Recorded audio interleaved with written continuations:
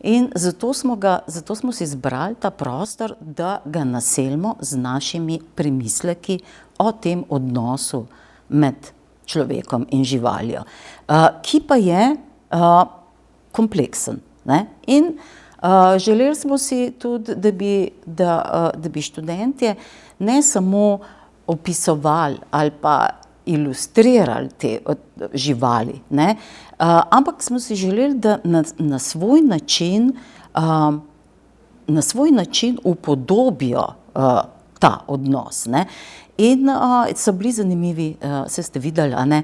Vsak je bil čisto drugačen in to je bilo meni najbolj zanimivo, ker moja ideja, jaz sem si nekaj zamislila in sem želela, da bi tudi oni nekako šli po tej poti, ampak ne, v enem trenutku, a ne, sem rekla, ja, v redu, ne, to so neke moje predstave, ampak oni imajo nek svoj svet, nek svoj pogled in morajo izhajati iz sebe in so.